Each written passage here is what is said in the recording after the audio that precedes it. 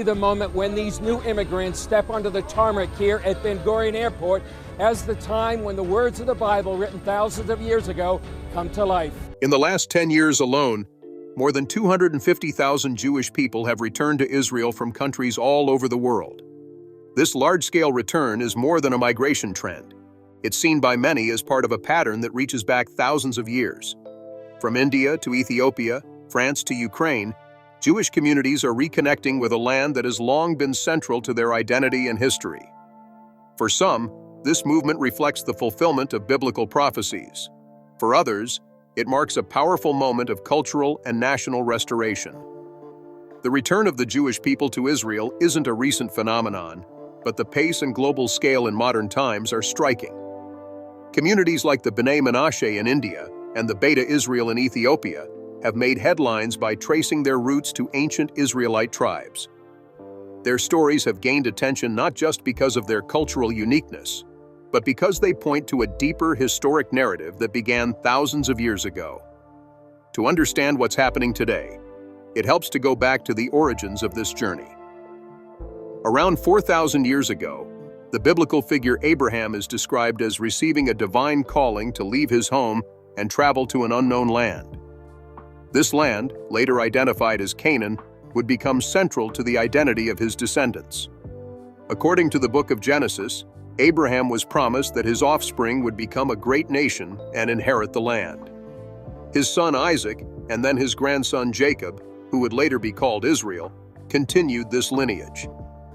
Jacob, or Israel, had 12 sons, who became the founders of the 12 tribes of Israel. These tribes grew and multiplied, eventually settling in Egypt during a time of famine. What began as refuge gradually turned into bondage, as the Israelites became slaves under Egyptian rule. This period of captivity lasted for centuries, and is one of the foundational experiences of Jewish history. The story of the Israelites' escape from Egypt under the leadership of Moses is one of the best-known accounts in the Bible. After a series of plagues and dramatic events, including the parting of the Red Sea, Moses led the people out of Egypt and into the wilderness. This journey was not only about physical freedom, but also about forming a new identity. At Mount Sinai, the Israelites received a set of laws that would guide their spiritual and social life. These laws, sometimes referred to as the Mosaic Covenant, shaped the moral and legal framework of the emerging nation. Eventually, under the leadership of Joshua, the Israelites entered the land of Canaan, the same land promised to Abraham generations earlier. The process was not easy. They faced opposition from other peoples, internal divisions, and the constant challenge of remaining faithful to the laws they had received. Still, the Israelites established themselves in the land, gradually forming a structured society. Over time, they transitioned from a loose confederation of tribes to a monarchy. The most well-known of their early kings was David, a shepherd who rose to power and united the tribes into a single kingdom. David chose Jerusalem as the capital, and under his leadership, Israel experienced both military success and a renewed focus on worship. David's son Solomon later built the first temple in Jerusalem, which became the spiritual heart of the nation. This period is often seen as a high point in ancient Israelite history. The temple stood as a central place of worship and a symbol of unity. The nation prospered in many ways, economically, culturally, and politically. But this golden age didn't last. After Solomon's death, the kingdom split into two, the northern kingdom of Israel and the southern kingdom of Judah. This division weakened both regions and made them more vulnerable to external threats. The northern kingdom, made up of 10 tribes, fell into patterns of idolatry and political instability. As a result, in 722 BCE, it was invaded by the Assyrian Empire. Many of its people were exiled and scattered across various regions. These 10 tribes would eventually be known as the Lost Tribes of Israel, as their identities were absorbed into the cultures around them. The southern kingdom of Judah managed to survive for a while longer, but it too faced decline. In 586 BCE, the Babylonians, under King Nebuchadnezzar, conquered Jerusalem, destroyed the temple, and exiled many of its inhabitants to Babylon. It was a time of deep crisis. The center of religious and national life was gone. Yet even in exile, the people held on to their beliefs and their sense of purpose. During this period, the voices of the prophets became especially important. Figures like Ezekiel and Isaiah spoke of hope and restoration. Ezekiel, for example, had a vision of dry bones coming back to life, a symbolic picture of Israel's future revival. These messages encouraged the people to believe that exile would not be the end of their story. Eventually, the Persian Empire conquered Babylon, and in 538 BCE, King Cyrus of Persia allowed the Jewish people to return to their homeland and rebuild the temple. This marked a partial restoration, though Israel remained under foreign control. The rebuilt temple never reached the same glory as the first, and political independence remained elusive. Over the following centuries, the region continued to be ruled by various empires: the Greeks, then the Romans. In 70 CE, a major turning point occurred when the Romans destroyed the Second Temple during a Jewish revolt. This event led to another widespread dispersion of the Jewish people, beginning what is commonly known as the diaspora. For nearly 2,000 years after that, Jewish communities would live outside of their ancestral homeland. Despite being scattered, the idea of returning to the land of Israel remained a constant theme in Jewish tradition. It showed up in prayers, songs, and rituals. Every year during Passover, Jewish families would say, "Next year in Jerusalem," expressing a deep-seated hope for return. Throughout this long history, the Jewish connection to the land never completely faded. What we're seeing today, the return of communities from across the globe, is the latest chapter in a story that stretches back millennia. While modern motivations for Aliyah, immigration to Israel, include safety, opportunity, and personal belief, the historical and cultural context adds another layer of meaning. The people coming back today are not only reclaiming a homeland, they are reconnecting with a story that has shaped Jewish identity for generations. Whether one interprets these events as fulfillment of prophecy or the result of historical and geopolitical forces, the significance is undeniable. From the ancient covenant with Abraham to the modern airports welcoming new immigrants, the journey of the Jewish people to and from the land of Israel is one of the most enduring narratives in human history. It's a story of displacement and return, of struggle and survival, and above all, of a people maintaining a sense of identity across centuries and continents. While their connection to Israel remained spiritual and symbolic for centuries, the reality of life in the diaspora was far from easy. Throughout much of history, Jewish communities faced discrimination, persecution, and in many cases, violence. In medieval Europe, Jews were frequently expelled from kingdoms and cities. They were sometimes forced to live in segregated quarters, such as ghettos, and often blamed for natural disasters, economic problems, or political unrest. These challenges didn't stop with the Middle Ages. In Eastern Europe, particularly in the Russian Empire, violent attacks known as pogroms targeted Jewish villages and neighborhoods. These assaults destroyed property, ended lives, and created a lasting sense of insecurity. The pattern repeated itself in different forms throughout history and across continents. Despite these hardships, Jewish culture, scholarship, and community life often flourished. In places like Poland, Morocco, Yemen, and Iraq, rich Jewish traditions developed that still influence Jewish life today. But even during relatively peaceful times, the sense of being outsiders was rarely far away. And through it all, the longing for a return to Zion, the biblical name for Jerusalem and the land of Israel, remained a central part of Jewish prayer and thought. In the 20th century, the challenges faced by Jews reached an unimaginable scale. The Holocaust, carried out during World War II, marked one of the darkest chapters in human history. Between 1941 and 1945, approximately 6 million Jews were systematically murdered by the Nazi regime and its collaborators. Entire communities across Europe were wiped out. Families were torn apart. The survivors were left with not only deep personal loss, but also the near destruction of Jewish life in many parts of Europe. The Holocaust wasn't just a tragedy, it was a turning point. For many Jews, it underscored the urgent need for a national homeland, a place of safety and belonging where they could rebuild their lives. The scale of the suffering, combined with the failure of the international community to prevent or stop it, brought renewed attention to the idea of re-establishing a Jewish state in the historical land of Israel. This idea wasn't new. In the late 19th century, a movement called Zionism had already been gaining momentum. Founded by Theodor Herzl and others, Zionism sought to establish a national home for the Jewish people in the land of their ancestors. It began as a political and cultural movement, but after the horrors of the Holocaust, its urgency became undeniable. In 1948, just a few years after the end of World War II, the modern state of Israel was officially declared. The announcement came after a vote by the United Nations to partition the British-controlled territory of Palestine into separate Jewish and Arab states. The creation of Israel was met with celebration by Jews around the world, many of whom had waited generations for such a moment. But it was also met with conflict, as neighboring Arab states opposed the new nation's existence, leading to war. Still, the founding of Israel marked the beginning of a new chapter. It offered a tangible place of return for Jews around the globe. No longer just a spiritual idea or a prayer repeated during religious festivals, the return to Zion had become a real, physical journey.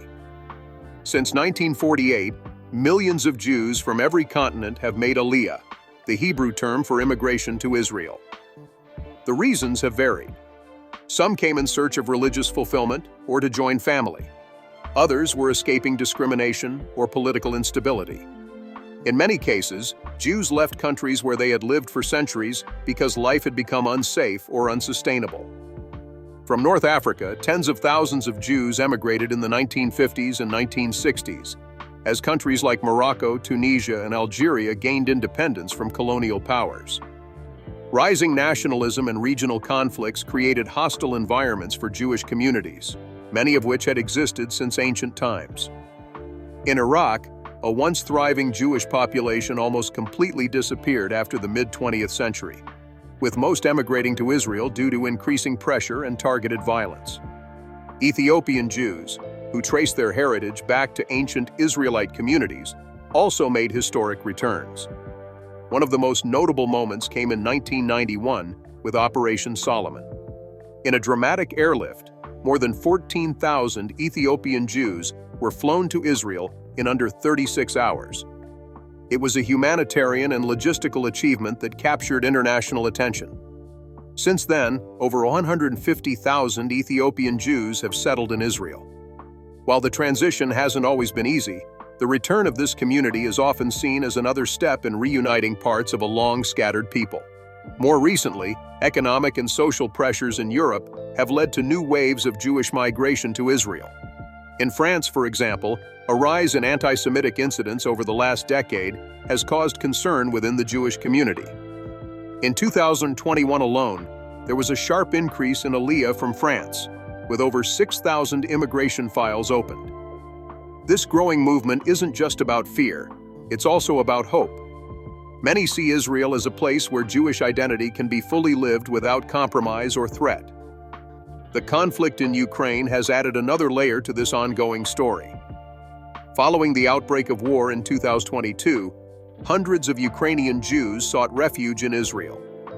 Supported by both Jewish and Christian aid organizations, they were able to make the journey and begin new lives in a country they had long felt connected to, even if only through ancestry or tradition. Immigration from North America has also continued, with people choosing to move for personal, religious, or ideological reasons. From doctors and students to business leaders and soldiers, Jews from the United States and Canada have increasingly joined the Israeli population. In one organized flight, over 2,000 new immigrants arrived, each one contributing to Israel's future, while becoming part of a story that stretches back millennia. These movements are more than just numbers. They are individual stories of families packing up their lives, crossing oceans and continents, and stepping into a new environment. Some come with strong religious convictions, while others are motivated by cultural or emotional ties. All are part of a larger narrative, the regathering of a people who were dispersed for centuries. Today, the Jewish population in Israel continues to grow. The country has become home to one of the most diverse Jewish populations in history. Jews from Latin America, Eastern Europe, the former Soviet Union, India, South Africa, Australia, and countless other places now live side by side in a land that once seemed out of reach.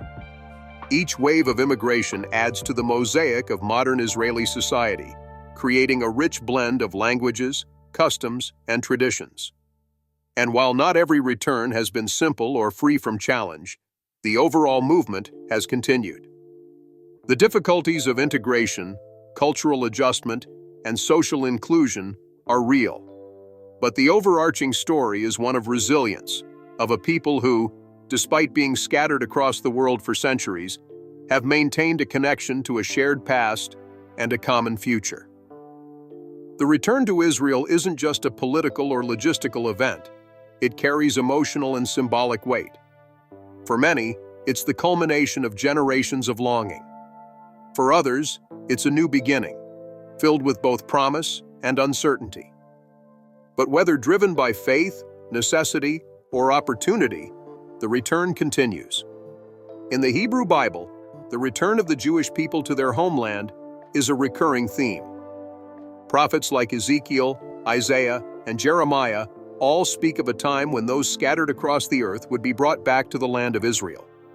These promises were made during times of great upheaval, during exile, invasion, and despair. And yet they were spoken with certainty and hope. One well-known passage comes from Ezekiel 37.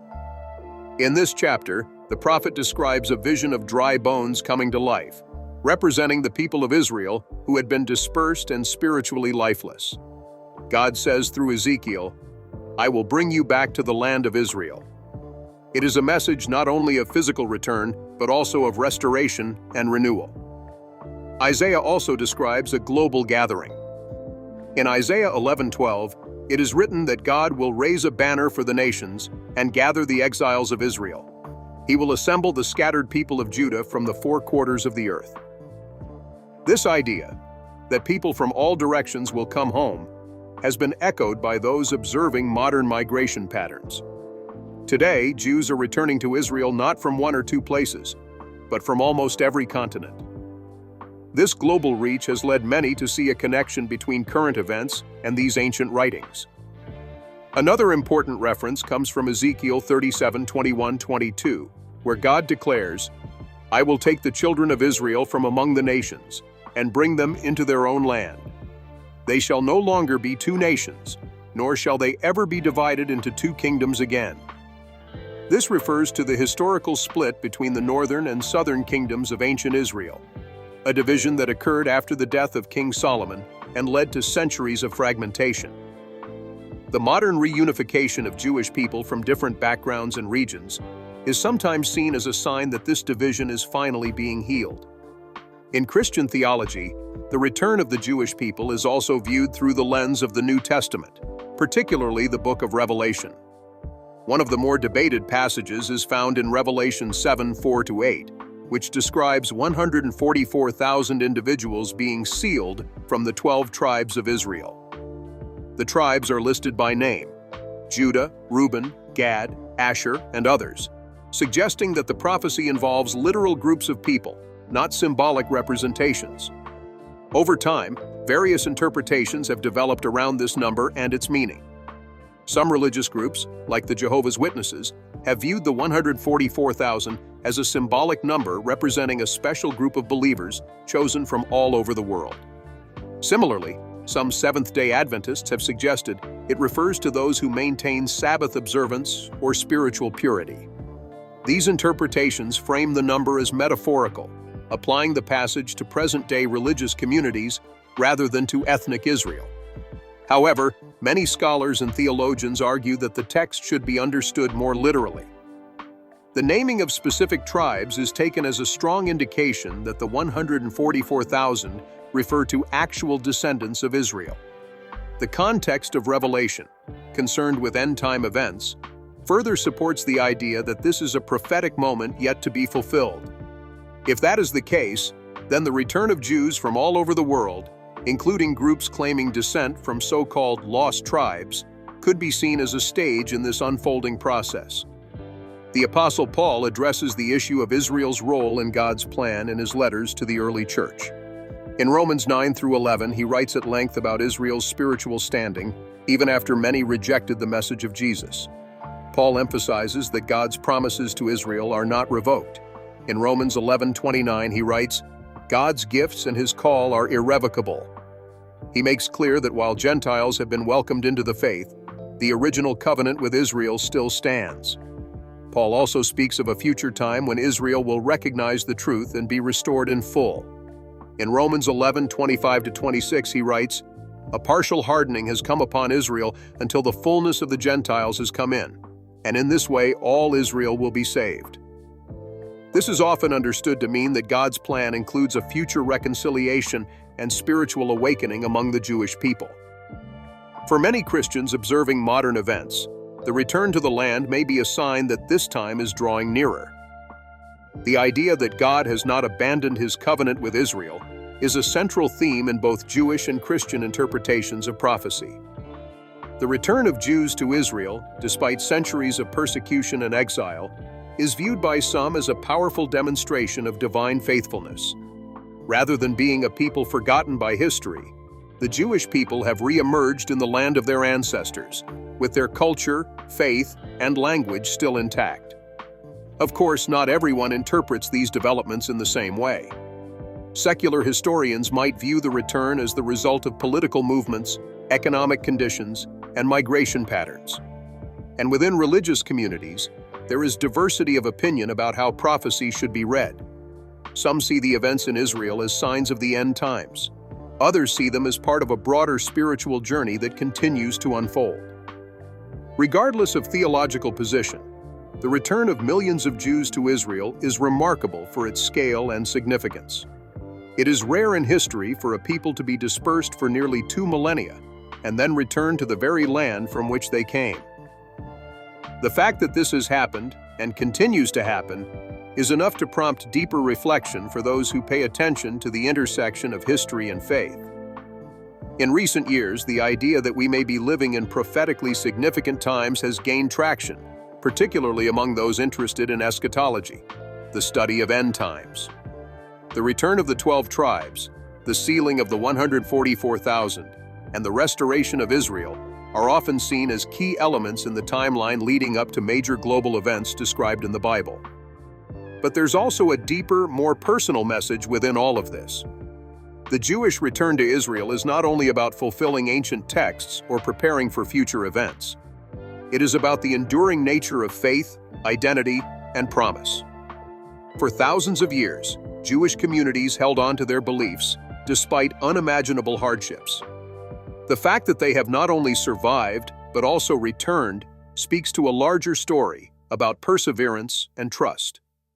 This return also challenges others to reflect on their own place in that story.